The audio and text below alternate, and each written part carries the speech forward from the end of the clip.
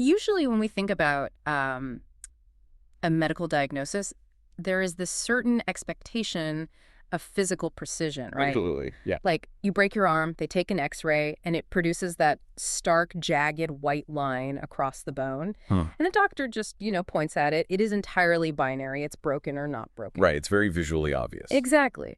But when you look at, say, a vial of a patient's blood or a small cup of urine, that visual clarity just completely vanishes. I mean, it just looks like an opaque fluid. There is no jagged white line to point to, which makes the whole diagnostic landscape feel incredibly murky. Well, the visual is murky, sure, but the chemistry is actually highly structured. Yeah. I mean, the moment you look past the fluid itself and start to understand the molecular interactions happening at a microscopic level, the picture really sharpens up. Kind of like bringing it into focus. Yeah, exactly.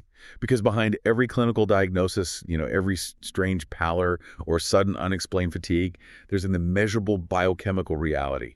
We just need the right tools to decode it. And decoding that reality is our exact mission for this custom deep dive.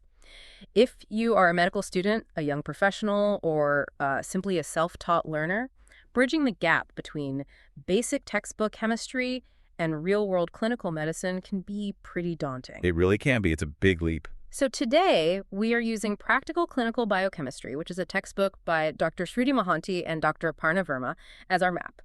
We are basically acting as your personal medical experts and educational guides to demystify what is actually happening inside the lab. Right. We're going to explore how analyzing blood, urine, and cerebrospinal fluid helps uncover the biochemical markers of disease, and we'll be focusing on the actual mechanisms, right? Right. The how and the why behind the tests. Right, but to get to the pathology, we first had to guarantee the integrity of the whole process. I mean, before anyone can diagnose a disease, they need to thoroughly understand the analytical foundation. The basics. Yeah, because if the sample collection or the measuring tools are compromised in any way, the final diagnosis will just be a fiction. Okay, let's unpack this with a baking analogy. If you are baking a highly sensitive cake and your measuring cups are completely miscalibrated, or you mistakenly grab salt instead of sugar, well, the cake is ruined before you even turn on the oven. Oh, for sure. In a laboratory setting, those measuring cups are your volumetric equipment. And the textbook highlights a really critical distinction between pipettes that are designed to deliver versus pipettes designed to contain. Yeah, this is a huge one. So a to-deliver pipette, which is usually labeled as TD, is physically calibrated so that when you draw up the liquid and just let it drain out naturally by gravity, the exact required volume is dispensed. So you don't have to force the last dropout. Right, exactly. A tiny bit of fluid will naturally remain at the tip, but the pipette is engineered to account for that. But a to-contain pipette, or TC, is totally different. Well, it is generally used for very small, highly viscous samples, like, say, serum under 0.5 milliliters. It holds the precise volume inside the glass itself. Yeah. So if you just let a TC pipette drain naturally, you're leaving a significant percentage of the analyte coating the inside of the glass. Oh, wow. So you have to actively get it out. Yeah, to get the full volume, you must physically rinse the pipette out into your diluting fluid. I see. So if a technician treats a TC pipette like a TD pipette, they are essentially shortchanging the patient's sample. Exactly. The resulting concentration levels will be artificially low, which, that could easily mask a disease. And the measurements themselves are another layer of potential confusion, aren't they? Oh, definitely. Because the scientific world primarily operates on SI units, System International, measuring in millimoles per liter. But conventional units still linger in various hospital systems. You might see Simoji units used for MLAs or King Armstrong units for phosphatases. Right. You really have to know the specific language your lab equipment is speaking to interpret the numbers accurately. Which brings us to the sample itself, honestly. When we draw a patient's blood, we usually isolate either plasma or serum, and the distinction there relies entirely on the coagulation cascade. The clotting process. Right. Plasma is the liquid component of blood that still retains all of its active clotting factors, primarily fibrinogen. Okay. To harvest plasma, the blood must be drawn into a tube containing an anticoagulant, like EDTA or heparin.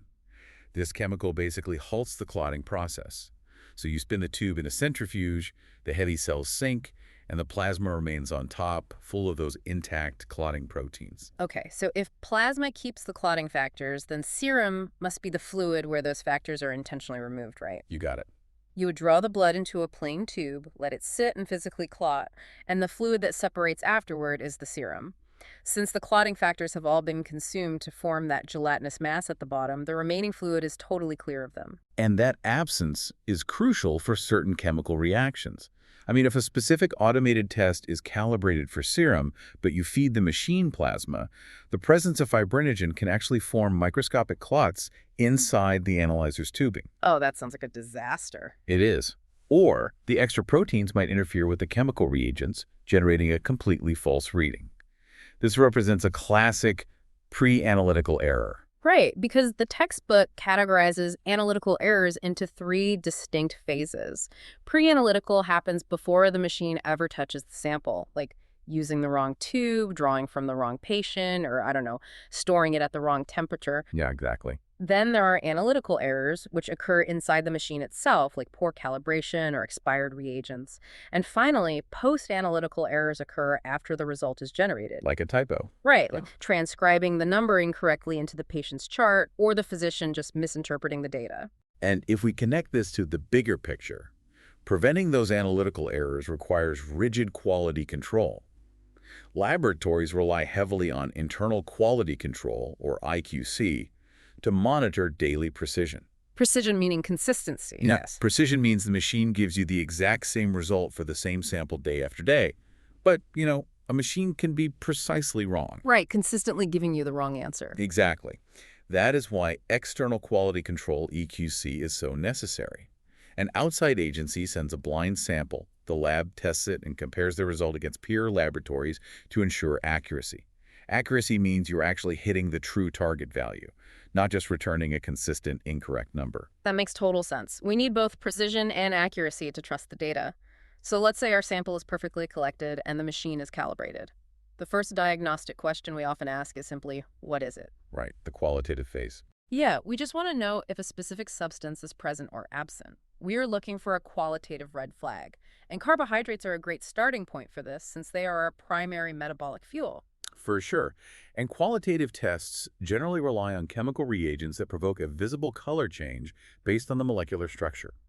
For carbohydrates, Molish's test is the universal starting point. Because it detects any carbohydrate. Right, it detects any of them. When you add Molish's reagent and concentrated sulfuric acid to a sample, the acid dehydrates the sugars to form furfural derivatives. And these condense with the reagent to form this really distinct violet ring at the junction of the liquids. But a violet ring just tells us we have some kind of sugar. It doesn't differentiate between a harmless dietary sugar and, say, a pathological spilling of glucose. So we need something more specific, right? Like Benedict's test, which specifically targets reducing sugars. Exactly. Reducing sugars, like glucose, possess a free aldehyde or ketone group, meaning they have a chemical ability to act as reducing agents. Now, Benedict's reagent contains cupric ions, which are blue.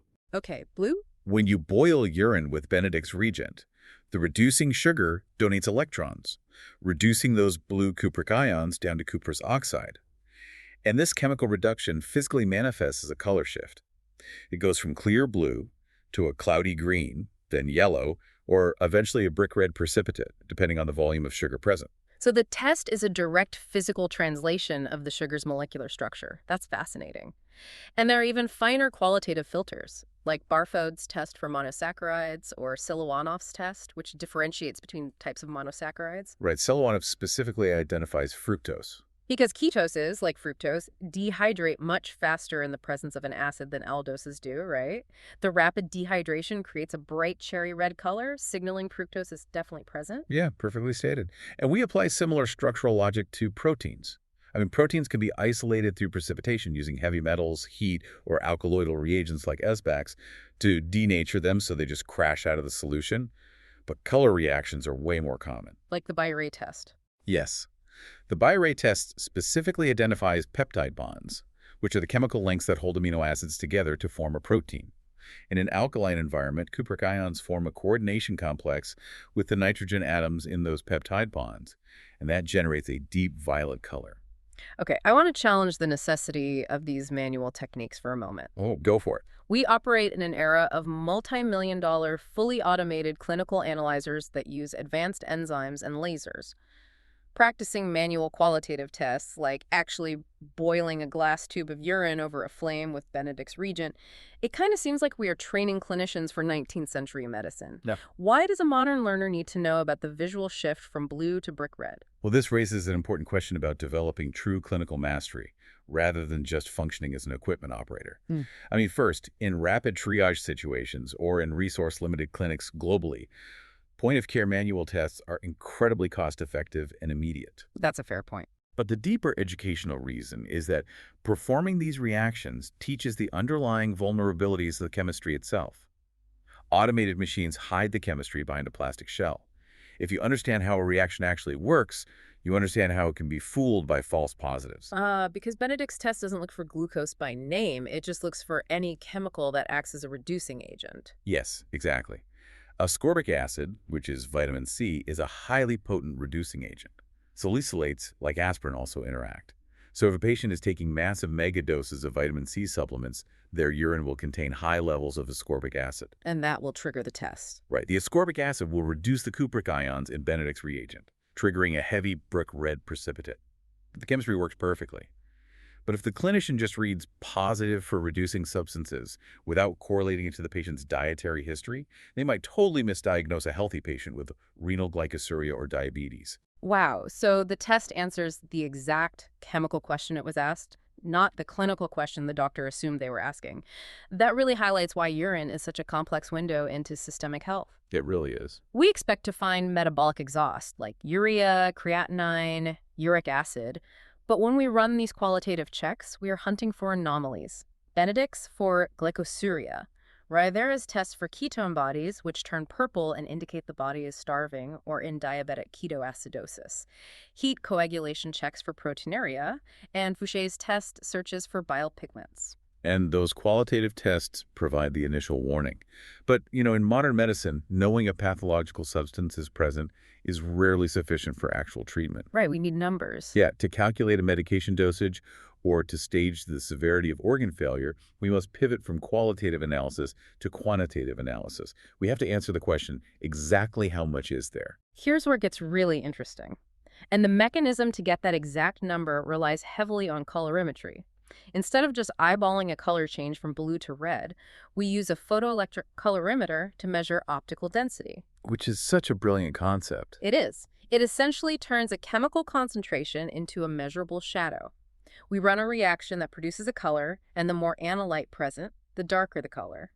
We then shine a highly specific wavelength of light through the tube and measure precisely how much light makes it to the sensor on the other side. By running a blank sample to basically calibrate out the background color of the raw reagents, and then comparing the patient's light absorption against a standard solution with a known concentration, the machine mathematically calculates the exact amount of the substance in the patient's blood. So smart. This is exactly how we quantify blood glucose using the orthotoluidine method, which produces a green hue that's directly proportional to the glucose. And once we have that precise concentration, we can apply strict diagnostic thresholds. Like a fasting blood glucose consistently greater than 126 milligrams per deciliter is the diagnostic criteria for diabetes mellitus. Right. But an isolated fasting number only tells us what the glucose is doing at rest. To see how the body's metabolism reacts under stress, we use the glucose tolerance test, or GTT. We take a fasting baseline, have the patient consume a really concentrated glucose drink, and then draw blood every 30 minutes for 2 hours. And the resulting data points create a curve. A healthy patient's curve rises as the sugar is absorbed and then drops swiftly back toward baseline as their pancreas releases insulin to push the glucose into the cells. But a diabetic curve looks different. Very different. A diabetic patient's curve starts high, climbs much higher, and remains elevated for hours because they either completely lack insulin or their cells are resistant to it. Now, I understand the high curve due to missing insulin, but the textbook also details a flat curve. If the curve is flat, that implies the glucose never made it into the bloodstream in the first place, right? Is that like an absorption failure in the gut? Yes, gut malabsorption is a primary cause. Conditions like celiac disease or severe gastroenteritis can prevent the intestinal lining from absorbing the sugar, so it just stays in the digestive tract. But a flat curve can also indicate an endocrine failure, such as hypopituitarism or Addison's disease, where the counter-regulatory hormones that normally mobilize sugar are absent, leading to a really blunted metabolic response. Moving from the pancreas to the kidneys, we rely on quantitative analysis of urea and creatinine. And urea is a fascinating molecule because it basically represents a collaboration between organs. It really does. The liver physically constructs urea as a way to safely package and detoxify ammonia. It then dumps the urea into the blood, and the kidneys are responsible for filtering it out into the urine. So an elevated blood urea level, which is a state called azotemia, doesn't actually automatically mean the kidneys are broken. Right, azotemia forces the clinician to really trace the physiological plumbing. Pre-renal azotemia implies the problem is upstream of the kidneys. Like poor blood flow. Exactly. The kidney tissue is completely healthy, but in conditions like severe dehydration or hemorrhagic shock, the blood pressure drops so low that the kidneys just aren't receiving enough blood to filter. Then you have intrarenal azotemia, which means the nephrons inside the kidney are physically damaged, such as in acute nephritis. And postrenal. Postrenal azotemia means the filter works fine, but the drainage pipe is blocked by, say, a kidney stone or an enlarged prostate, causing the urea to physically back up into the bloodstream. Because blood urea can fluctuate based on a patient's hydration or even protein intake, it isn't really the most stable metric. Oh. For a rock-solid, steady marker of kidney function, we look at creatinine. Yes, creatinine is the metabolic exhaust of the Lohmann reaction. Our muscles require massive amounts of ATP to contract, and they maintain a chemical battery backup called creatine phosphate. When a muscle needs sudden energy, creatine phosphate donates its phosphate group to regenerate ATP. During this daily cycling, a tiny, very predictable fraction of that creatine spontaneously dehydrates into the waste product creatinine. And because an adult's overall muscle mass remains relatively constant from day to day, the amount of creatinine leaking into their blood is incredibly stable, right? It provides a constant flow rate. So by measuring exactly how much of that steady creatinine the kidneys can clear out of the blood over a specific time, which is the creatinine clearance rate, we get the gold standard estimation for the glomerular filtration rate, or GFR. It tells us the exact horsepower of the kidney's filtration system. That's a great way to put it. Yeah. And we use a similar combination of molecules to assess the liver. The liver is essentially the body's chemical manufacturing plant. It synthesizes total serum proteins, but we specifically analyze the albumin to globulin ratio, the AG ratio. Yeah. Albumin is produced exclusively by the liver and maintains the osmotic pressure of the blood. Globulins, on the other hand, are largely antibodies produced by the immune system, and a healthy human maintains an AG ratio of roughly 2:1. Now, what's fascinating here is that the liver is notorious for its physical resilience. I mean, it can maintain basic systemic functions even when operating on just 20% of its normal tissue volume. It's incredible. So standard metabolic panels might actually look completely normal for years while a chronic disease slowly destroys the tissue. But because the liver is the sole producer of albumin, if the AG ratio inverts, meaning globulins suddenly outnumber albumin, that is an undeniable red A flag. huge red flag. It indicates either advanced severe cirrhosis, where the liver has finally exhausted its reserves, or a massive malignant overproduction of globulins, like what you see in multiple myeloma. The liver also acts as the primary waste processing facility for bilirubin, which is the breakdown product of dead red blood cells. When red blood cells degrade, they release unconjugated bilirubin. This molecule is fat-soluble and highly toxic. Wow. Yeah, so it binds to albumin and travels to the liver. The liver then conjugates it, basically attaching glucuronic acid to the molecule, which transforms it into direct water-soluble bilirubin. It is then excreted into the bile, dumped into the intestines, and ultimately leaves the body, which gives stool its normal brown color. So by measuring the separate concentrations of total bilirubin and direct conjugated bilirubin in the blood, we can trace the origin of jaundice. Exactly. Prehepatic jaundice is a supply problem. Massive red blood cell destruction, like in hemolytic anemia, just dumps so much fat-soluble, unconjugated bilirubin into the blood that the healthy liver simply cannot process it fast enough. Right. Hepatic jaundice implies the factory floor is damaged. Conditions like viral hepatitis destroy the liver cells, causing both conjugated and unconjugated bilirubin to spill into the blood. And if we apply that logic to posthepatic jaundice, what does the biochemistry tell us about the physical location of the problem? Well, if prehepatic is an upstream blood issue and hepatic is a tissue issue, posthepatic must mean the liver successfully conjugated the bilirubin, but the downstream plumbing is blocked. Exactly. Like a gallstone or a pancreatic tumor is obstructing the bile duct. The liver is creating water-soluble bilirubin, but the bile just can't drain into the gut, so the pressure builds and it backs up into the bloodstream. Spot on. The blood test will show a massive spike in conjugated direct bilirubin. Furthermore, because that bile is physically blocked from ever entering the intestines, the patient's stool will lack pigment, appearing pale or clay-colored, and there will be zero urobilinogen, which is the intestinal breakdown product of bilirubin, in their urine. Blood and urine obviously provide a comprehensive map of the body's systemic plumbing, but certain environments are isolated behind biological walls, requiring specialized analysis, like the cerebrospinal fluid or CSF, which operates behind the blood-brain barrier. Right, it's a very protected environment. It is normally a pristine, crystal-clear fluid bathing the brain and spinal cord. But when an infection breaches that barrier, the biochemistry of the CSF shifts violently. It does. And we can rapidly differentiate between bacterial and viral infections by quantifying the molecules in the CSF. If a patient has bacterial meningitis, the fluid will often appear cloudy. The lab will show an influx of neutrophils, massively elevated protein levels, and a severe drop in glucose concentration. And the mechanism behind that glucose drop is fascinating. Bacteria are living organisms with their own independent metabolisms. When they invade the CSF, they quite literally consume the ambient glucose for energy to multiply. They're eating it. Right. Viruses, however, do not have their own cellular metabolism. They are just packages of genetic material that hijack the host cells. So in viral encephalitis, the CSF usually remains physically clear. The immune response features lymphocytes instead of neutrophils, and the glucose levels remain normal because the viruses aren't eating the sugar. And that level of microscopic differentiation is why advanced separation techniques are really the future of diagnostics. When simple quantification isn't enough, we use techniques like electrophoresis and chromatography to separate complex mixtures into their individual molecular components. So what does this all mean practically? Well, electrophoresis operates kind of like a molecular racetrack.